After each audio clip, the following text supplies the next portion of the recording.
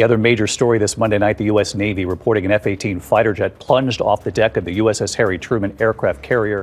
Des images choquantes montrent le moment où un F-18 Super Hornet de 70 millions de dollars a disparu dans la mer Rouge après une défaillance catastrophique à bord de l'USS Harry S. Truman. Le pire cauchemar de la Navy s'est produit le 6 mai 2025, lorsqu'un câble d'arrêt a cédé pendant un atterrissage, projetant le jet hors du pont. Encore plus alarmant, c'était le deuxième Super Hornet perdu en seulement 2 semaines. Les pilotes ont à peine échappé à la mort, s'éjectant quelques secondes avant l'impact. Ce que la Navy ne veut pas que vous sachiez, c'est que ce n'était pas un simple coup de malchance. C'était un désastre annoncé. Le 6 mai 2025, le pont de l'USS Harry S. Truman brillait comme une ville flottante dans l'obscurité de la mer Rouge. Le gigantesque porte-avions fendait les eaux avec détermination.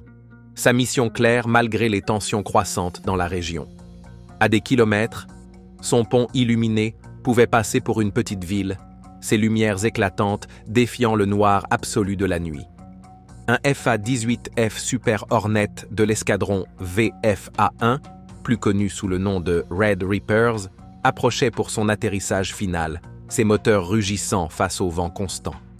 Le pilote avait répété cela des centaines de fois, aligner les feux arrière, corriger pour les vents latéraux, maintenir la bonne trajectoire.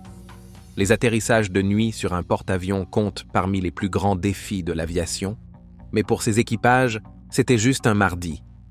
Le crochet d'arrêt du Super Hornet était abaissé en franchissant la rampe, prêt à accrocher l'un des 4 câbles d'arrêt en acier tendus sur le pont. Le jet s'écrasa pile sur l'axe central, un atterrissage de manuel. Mais au lieu de la décélération brutale habituelle, un claquement sec fendit la nuit. Le câble d'arrêt avait rompu. Ce qui suivit fut un cauchemar au ralenti pour le pilote. Sans câble pour le ralentir, le chasseur de 30 tonnes poursuivit sa trajectoire. Aucun temps pour une manœuvre de secours. L'accélération d'urgence pour redécoller. Le Super Hornet bascula au-delà du pont incliné, trop lent pour monter, trop rapide pour s'arrêter. Pendant 2 secondes terrifiantes, l'appareil flotta entre la survie et le désastre. Puis, les sièges éjectables s'activèrent dans un éclair, les 2 membres d'équipage étant projetés à peine 15 mètres au-dessus de la mer agitée. Le jet disparut dans l'obscurité, englouti par un éclaboussement rapidement avalé par la nuit. Les hélicoptères de secours décollaient avant même que l'avion touche l'eau. Les procédures d'urgence bien rodées du porte-avions se mirent immédiatement en place. En quelques minutes, les 2 aviateurs furent récupérés, trempés et contusionnés, mais vivants. Par tous les standards, ils avaient eu une chance inouïe. 6 secondes de plus avant l'éjection, et ils auraient coulé avec leur jet à 70 millions. L'histoire aurait pu s'arrêter là, un accident effrayant au dénouement heureux, du genre qui devient une légende dans l'aviation navale. Mais ce n'était pas une simple panne mécanique. C'était le 2e Super Hornet perdu par le Truman en moins de 2 semaines. Et c'est là que les questions ont commencé. Parce que quand un câble d'arrêt casse sur un porte-avions de l'US Navy, ce n'est pas juste un crash, c'est un avertissement. L'équipe d'enquête n'a pas mis longtemps à identifier la défaillance. Le câble d'arrêt, officiellement appelé pendant transversal, avait cédé net à l'impact. Quand cela arrive sur un porte-avions filant à 30 nœuds, avec des gaz de réacteur et des embruns balayant le pont, il ne reste que quelques secondes avant qu'une récupération ordinaire ne devienne un combat pour survivre. Le système d'arrêt est essentiellement un énorme frein. Quand un FA-18 atterrit, son crochet attrape l'un des 4 câbles d'acier tendus sur le pont. Ces câbles sont reliés au moteur d'arrêt MK7 Mode, 3 sous le pont. Un système hydraulique complexe conçu pour absorber une énergie cinétique colossale. Il stoppe un appareil de 30 tonnes lancé à 240 km/h en moins de 2 secondes. Quand ça marche, c'est un exploit d'ingénierie. Quand ça échoue, c'est le chaos. Ce qui s'est passé le 6 mai est rare, mais pas inédit. Quand le système d'arrêt dysfonctionne, que ce soit à cause d'une rupture de câble, d'une mauvaise tension ou d'un mauvais alignement du crochet, le pilote n'a souvent pas assez de temps ni d'énergie pour remettre les gaz et repartir. Dans ce cas, tout dans l'atterrissage était parfait. L'angle d'approche, la position du crochet, le point de contact. Mais le câble avait subi une fracture interne. Fatigue du métal, peut-être. Réglage de tension incorrect, peut-être. Un oubli de maintenance, possiblement. Un défaut, un maillon faible, et soudain, un avion à 70 millions de dollars tombe dans l'océan, avec 2 vies en jeu. Ce qui rend cette défaillance particulièrement inquiétante, c'est que le système est conçu pour être redondant. 4 câbles distincts, plusieurs sous-systèmes de secours. Chaque atterrissage est méthodiquement briefé, consigné, vérifié. Mais comme pour un parachute ou un siège éjectable, il suffit d'un seul dysfonctionnement au mauvais moment. Ce n'était pas une erreur de pilotage, c'était une défaillance du système. Et ce n'était pas le premier incident. 12 jours plus tôt, un autre Super Hornet avait été perdu depuis le Truman, non pas pendant un atterrissage, mais alors qu'il était remorqué dans le hangar. Un mécanisme de sécurité a cédé et l'appareil a roulé droit dans la mer. Même navire, même escadrille, 2 appareils, 12 jours d'écart. Ce n'est pas de la malchance, c'est un schéma. Voici la vérité sur un câble d'arrêt. Ce n'est pas juste un câble, c'est un test de chaque inspection, chaque signature, chaque vérification d'un système qui n'autorise aucun hasard. Quand il casse, il révèle chaque faiblesse de la chaîne. Les opérations sur porte-avions sont éprouvantes autant pour les machines que pour les hommes. Le rythme est implacable. Décoller, récupérer, ravitailler, réarmer, recommencer. Dans des conditions normales, ce tempo est exigeant mais soutenable. Mais ajoutez à cela des menaces de missiles depuis la côte, une mer agitée, des opérations nocturnes et des exercices de préparation au combat, et vous commencez à brûler aussi bien l'acier que l'endurance humaine à un rythme dangereux. Des erreurs surviennent dans un tel environnement. Peut-être qu'une équipe de maintenance a manqué les premiers signes d'effilochage du câble. Peut-être qu'un groupe de remorquage a sauté une étape de la checklist sous pression. Peut-être que le rythme des opérations a poussé tout le monde juste au-delà de la marge de sécurité. Quelle que soit la cause exacte, les problèmes s'accumulaient clairement. Et le message que de telles défaillances envoient aux alliés, aux adversaires, aux marins qui regardent depuis leur compartiment, ne concerne pas seulement la perte de jet. Il s'agit de perte de confiance. Confiance dans les systèmes, dans la chaîne de commandement, dans la marge d'erreur. Lorsque cette marge disparaît, même brièvement, tout peut échouer. Littéralement, c'est ce qui s'est produit le 6 mai. C'est ce qui s'est produit le 28 avril. Et à moins d'un changement fondamental, cela se reproduira. Dans les semaines précédant la rupture du câble, l'escadrille aérienne du Truman effectuait des sorties pour intercepter des drones et surveiller des sites de missiles côtiers. Plusieurs menaces entrantes ont été détectées, verrouillées et interceptées. Ce n'était pas un exercice d'entraînement. C'étaient des conditions de combat réelles. Les opérations aéronavales sous le feu ressemblent à une opération chirurgicale pendant un tremblement de terre. Chaque atterrissage devient un risque calculé. Chaque décollage, un ensemble précis de variables. La fatigue s'accumule chaque jour. La tension monte chaque heure. Et la marge d'erreur diminue minute après minute.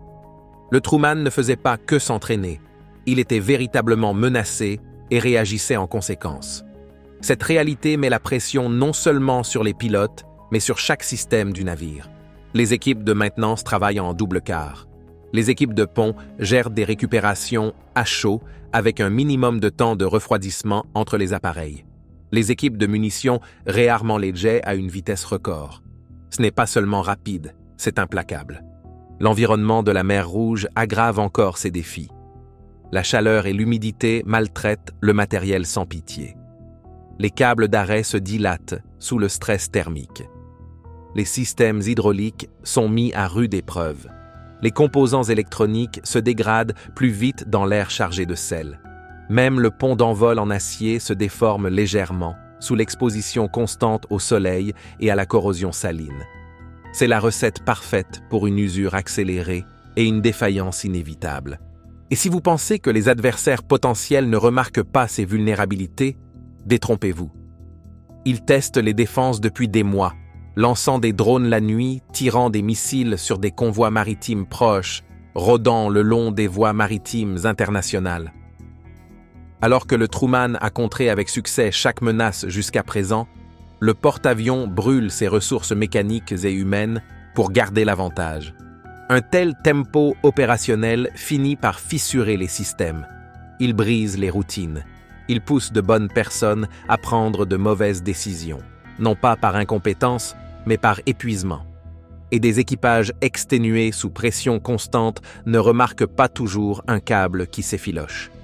Ils ne vérifient pas toujours 2 fois une attache de remorquage. Ils font confiance au système jusqu'à l'instant où il cède. Ce déploiement a révélé le véritable coût d'une présence aéronavale prolongée dans des eaux contestées. Ce coût ne se mesure pas seulement en dollars ou en munitions consommées. Il se mesure en état de préparation et en risques accumulés. Et maintenant, avec 2 jets perdus et le moral entamé, l'équipage du Truman ne combat pas seulement des menaces extérieures. Il combat l'épuisement. Parce que lorsque chaque jour ressemble à un combat, même pour un simple atterrissage, il n'est pas nécessaire qu'un missile ennemi frappe un avion. Parfois, un seul câble suffit. Quand un FA-18 Super Hornet tombe dans l'océan, il ne disparaît pas simplement. Il déclenche une réaction en chaîne qui se propage sur le pont, au Pentagone, et jusque dans chaque centre de commandement, de Djibouti à Norfolk. Et quand c'est le 2e Hornet perdu par le même porte-avions en moins de 2 semaines, cette réaction en chaîne devient une véritable enquête. La Navy a rapidement lancé plusieurs investigations. L'une s'est concentrée spécifiquement sur la défaillance mécanique du câble d'arrêt. Une autre a examiné le respect des procédures dans les opérations quotidiennes sur le pont.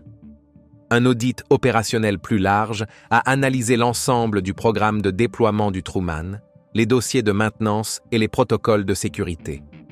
L'enquête ne portait pas seulement sur le technique, elle touchait aussi à la culture.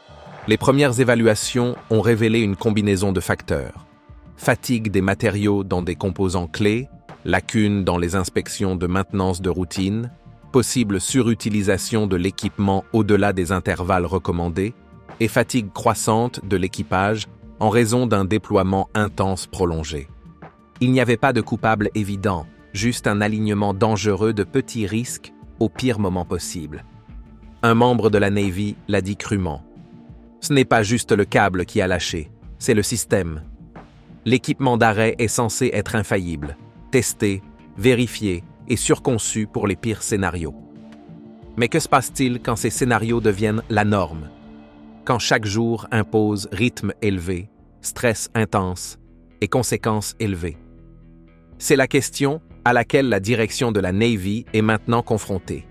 Parce qu'il ne s'agit pas simplement d'un jet et d'un câble, il s'agit de crédibilité.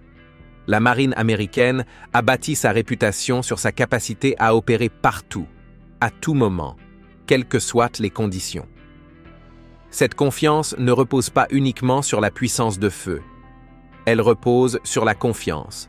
Confiance dans les systèmes, confiance dans la formation, confiance qu'un pilote, en touchant le pont, sera arrêté. Mais la confiance ne survit pas à 2 jets dans l'eau.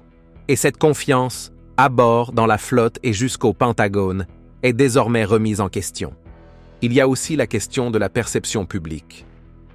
Le déploiement du Truman est sous les projecteurs en raison des tensions croissantes avec l'Iran, de l'activité des rebelles Houthis et de l'augmentation des menaces de drones et de missiles dans toute la région de la mer Rouge.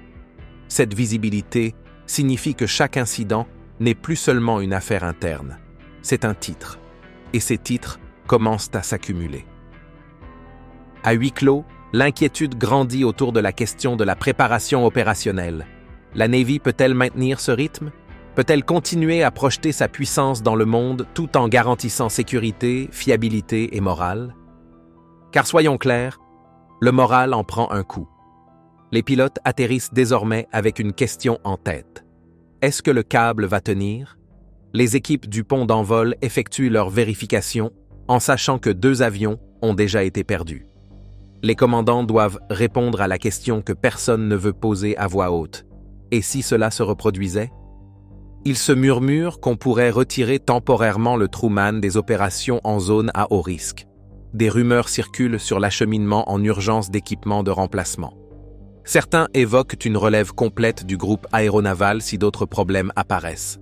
Et pourtant, malgré tout cela, la mission continue, parce que c'est ce que fait la Navy. Mais derrière les cloisons d'acier et les slogans de motivation, quelque chose a clairement changé. Le Truman continue de naviguer, de lancer des avions, de patrouiller dans des eaux hostiles. Mais désormais, chaque manœuvre semble plus lourde, car la prochaine défaillance pourrait ne pas se conclure par un sauvetage réussi. Mais ce qui a réellement coulé en mer Rouge le 6 mai, ce n'est pas seulement un Super Hornet, c'est une couche de confiance. Confiance dans l'équipement, confiance dans la routine, confiance dans le rythme de l'aviation embarquée qui, d'ordinaire, fonctionne avec une précision d'horlogerie. Car cette nuit-là, l'horlogerie s'est enrayée. Ce n'était pas une simple défaillance mécanique rare. C'était une fusée éclairante rouge illuminant l'USS Harry S. Truman, révélant le coût réel des opérations soutenues dans des eaux contestées. Cela a mis en lumière les exigences brutales imposées à des systèmes poussés à leurs limites de conception et à des équipages poussés encore plus loin. Et le plus inquiétant, il n'y a pas de solution rapide. On peut remplacer un câble, changer une unité hydraulique, même faire voler de nouveaux avions, mais on ne peut pas reconstruire la confiance du jour au lendemain. Et en ce moment, les hommes et les femmes qui servent à bord de cette ville flottante opèrent dans un environnement où une seule erreur ne signifie pas seulement le danger. Cela signifie des gros titres, des enquêtes et une ombre suspendue à chaque atterrissage à venir. Alors voici la véritable question. Comment rétablit-on la confiance lorsque les systèmes censés vous protéger ont échoué 2 fois? Car la prochaine fois qu'un FA-18 s'alignera derrière le Truman, crochet abaissé, pont qui tangue, radar activé, il n'y aura pas de place pour le doute. Il n'y aura que le câble et la question de savoir s'il tiendra. L'incident soulève aussi des interrogations plus larges sur les protocoles de maintenance de la Navy lors des déploiements prolongés. La procédure standard prévoit le remplacement des câbles d'arrêt après un certain nombre d'arrêts ou d'atterrissages. Ces intervalles sont soigneusement calculés sur la base d'études métallurgiques, de tests de résistance et de données historiques. Mais quand la cadence opérationnelle augmente, comme c'est le cas en mer Rouge, la tentation de prolonger ces intervalles devient très forte. On équilibre toujours la préparation avec la sécurité, explique un ancien officier du pont d'un porte-avions ayant requis l'anonymat. Le problème, c'est que le métal se fiche de vos besoins opérationnels. Il se fatigue selon son propre calendrier, pas le vôtre. Les contraintes physiques exercées sur le système d'arrêt sont considérables. Lorsqu'un Super Hornet touche le pont à 240 km/h, le câble doit absorber l'énergie nécessaire pour arrêter un objet de 30 tonnes sur environ 90 mètres. Les forces en jeu créent une tension énorme sur chaque composant du système. Avec le temps, des microfractures se forment dans les câbles, invisibles à l'œil nu, mais potentiellement catastrophiques lorsqu'elles cèdent. Les plannings de maintenance tiennent compte de cet affaiblissement progressif, mais ils partent du principe que les conditions opérationnelles sont normales. Le Truman, lui, n'a rien eu de normal. Depuis son arrivée en mer Rouge il y a 4 mois, le porte-avions a maintenu ce que le personnel naval appelle une posture de préparation renforcée, un euphémisme pour dire qu'il est constamment prêt au combat. Cela signifie plus d'heures de vol, plus de récupération, plus de stress sur l'équipement et moins d'occasions de faire de la maintenance approfondie. L'équipage a fait preuve d'un professionnalisme admirable dans ces conditions. Avant l'incident du 6 mai, le Truman avait mené plus de 2000 récupérations d'avions réussies au cours de ce déploiement. Cela fait 2000 fois où le système d'arrêt a parfaitement fonctionné. Mais dans l'aviation navale, le succès est attendu. C'est l'échec qu'on retient. On ne célèbre pas les 1000 atterrissages parfaits, confie un commandant d'escadron. On enquête sur celui qui tourne mal. Et cette enquête révèle des vérités dérangeantes sur le coût réel du maintien de la présence navale américaine à l'étranger. Le Truman n'est pas n'importe quel navire de guerre. C'est une déclaration de 100 000 tonnes de la puissance américaine, un aérodrome mobile transportant plus d'avions de combat que certaines forces aériennes nationales. Lorsqu'il est arrivé en mer Rouge, Le message était clair. L'Amérique est là, et elle observe. Cette présence a dissuadé d'innombrables provocations et empêché des escalades potentielles. Mais elle a un coût qui dépasse largement les 6,5 millions de dollars par jour nécessaires à l'exploitation d'un porte-avions de classe Nimitz. Ce coût se mesure aussi en stress cumulé sur les équipements, sur le personnel, sur l'ensemble du système censé faire voler les avions et protéger les marins.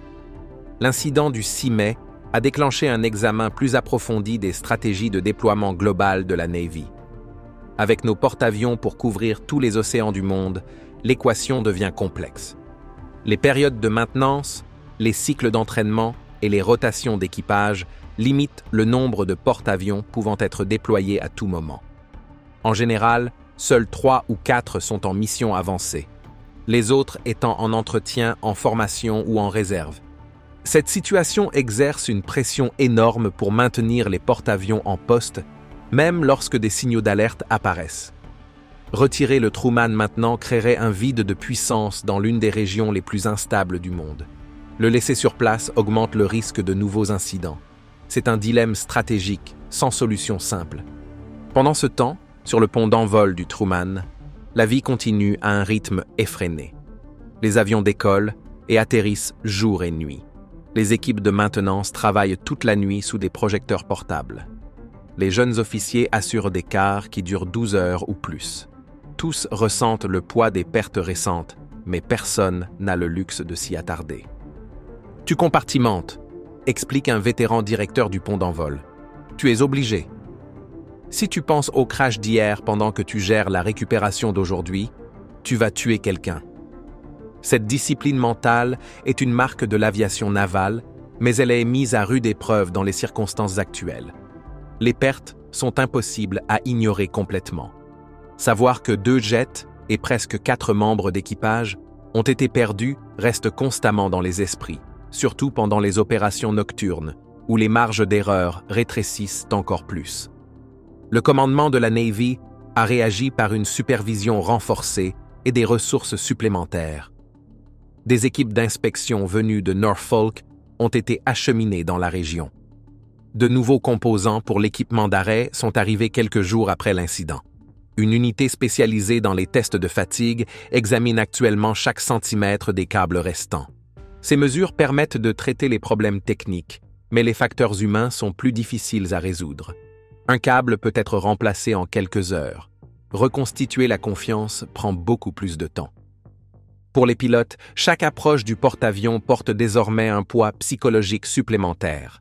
Ils font confiance à leur formation, à leur appareil, mais ce doute furtif sur le système censé les arrêter introduit une variable que personne ne souhaite dans le cockpit d'un jet à 70 millions de dollars, volant à 240 km/h.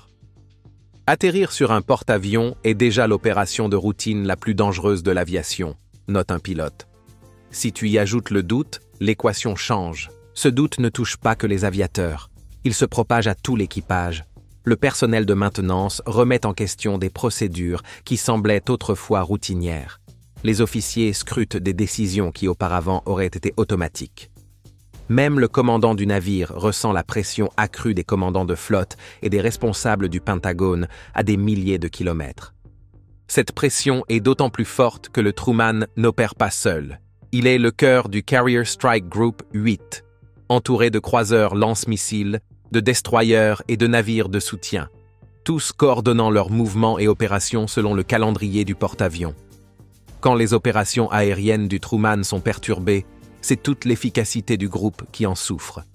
Ce système interconnecté rend les opérations aéronavales à la fois extrêmement puissantes et étonnamment vulnérables.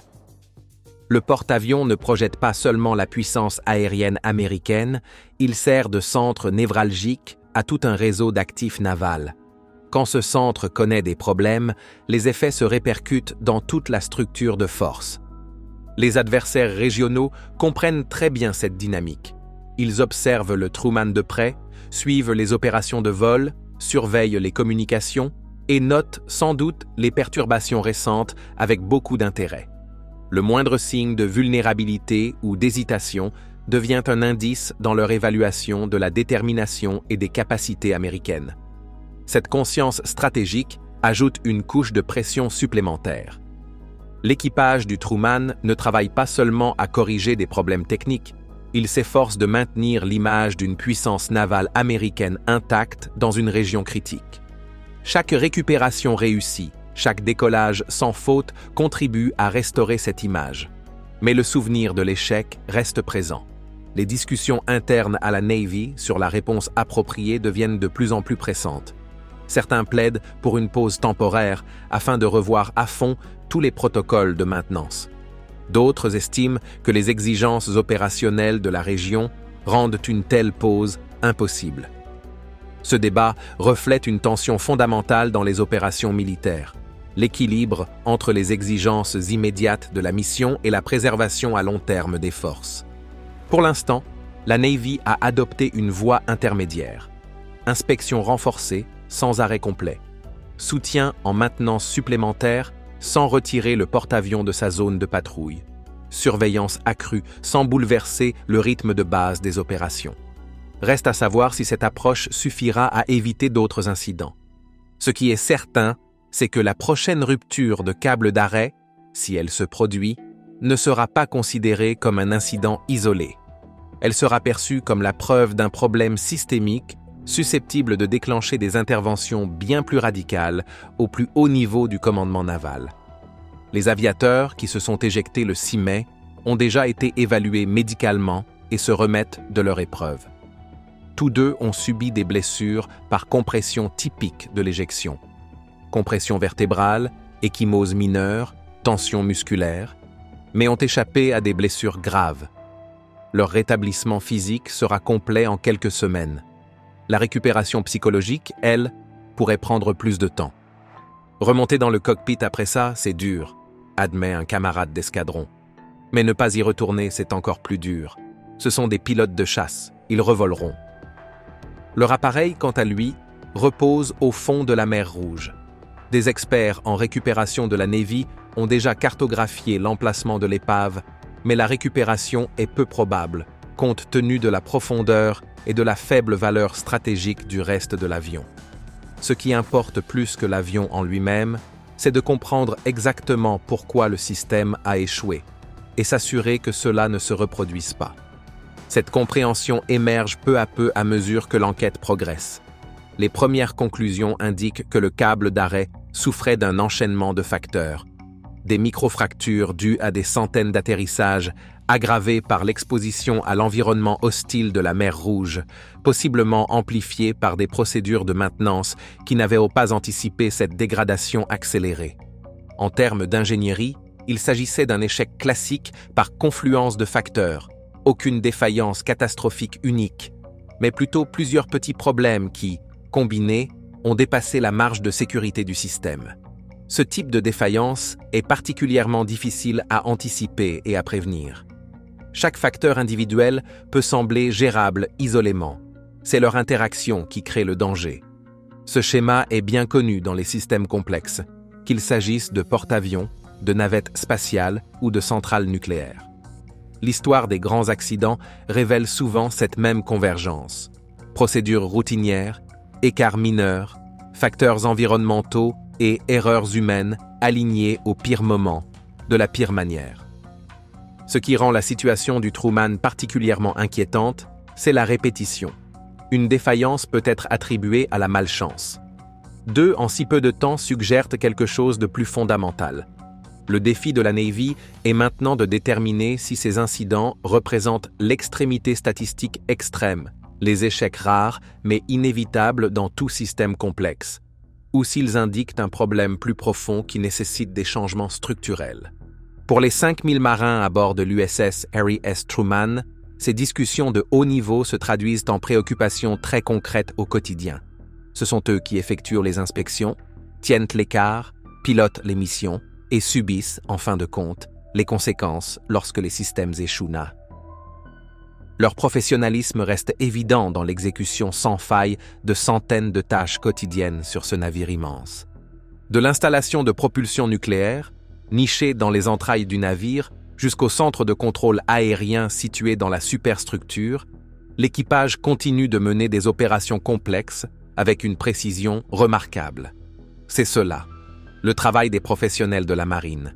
Ils s'adaptent, ils surmontent, ils poursuivent la mission. Mais ce sont aussi des êtres humains. Ils ressentent le poids des avions perdus, la pression d'une surveillance accrue et l'angoisse persistante de ce qui pourrait arriver ensuite. Gérer ces facteurs psychologiques devient aussi important que gérer les aspects techniques. Le matériel, on peut le réparer, note un maître principal. Le mental, c'est plus compliqué. Ce travail se fait dans des cadres formels, séances d'information, entraînement, discours de commandement, mais aussi dans d'innombrables conversations informelles à travers le navire. Les leaders à tous les niveaux se concentrent non seulement sur les solutions techniques, mais aussi sur le maintien de la confiance et de la concentration de l'équipage pendant cette période difficile. Alors que le Truman poursuit sa patrouille, les leçons de l'incident du 6 mai sont déjà intégrées aux procédures à travers toute la flotte. D'autres porte-avions revoient leur calendrier de maintenance, inspectent leur système d'arrêt et renforcent l'entraînement aux situations d'urgence. C'est ainsi que l'aviation navale évolue, parfois grâce à des améliorations planifiées, parfois grâce à des leçons douloureuses. La question centrale reste sans réponse. S'agit-il simplement du prix à payer pour faire fonctionner la force navale la plus avancée du monde dans des eaux hostiles, ou bien est-ce un signe d'alerte révélant des problèmes plus profonds nécessitant des réformes fondamentales? Les dirigeants de la Navy doivent naviguer à travers cette interrogation tout en maintenant à la fois l'efficacité opérationnelle et la sécurité de milliers de marins. Pour l'équipage du Truman, l'attention reste portée sur la mission du jour, le planning de vol du jour, les exigences de maintenance du jour. Ils ne peuvent pas se permettre de ruminer ce qui s'est passé, ni de trop s'inquiéter de ce qui pourrait arriver. Ils font confiance à leur formation, à leur équipement, et les uns aux autres, car cette confiance, malgré les récents défis, reste le fondement de tout ce qu'ils accomplissent. Et la prochaine fois qu'un Super Hornet s'alignera pour l'atterrissage, crochet abaissé, moteur rugissant face au vent marin, cette confiance sera une fois de plus mise à l'épreuve. Le pilote se concentrera sur les signaux d'atterrissage, l'équipe du pont sera à ses postes et quelque part sous le pont, l'équipe du système d'arrêt surveillera son équipement avec une attention redoublée. Tous partageront la même espérance, que cette fois, lorsque le crochet rencontrera le câble, le système fonctionne exactement comme prévu.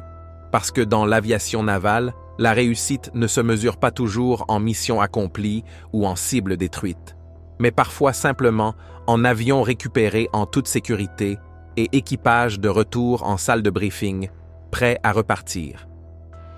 Le plus difficile n'est pas la réparation technique, c'est de reconstruire la confiance. La confiance qu'un pilote, au terme d'une longue mission, épuisé et à court de carburant, pourra compter sur le pont, l'équipage et les câbles pour le ramener à bord. Car lorsqu'un câble casse, ce n'est pas seulement du métal qui se brise, c'est la foi qui se rompt. Merci d'avoir regardé cet épisode. Pendant que vous êtes encore là, cliquez sur la vidéo à l'écran pour découvrir plus de contenu de qualité.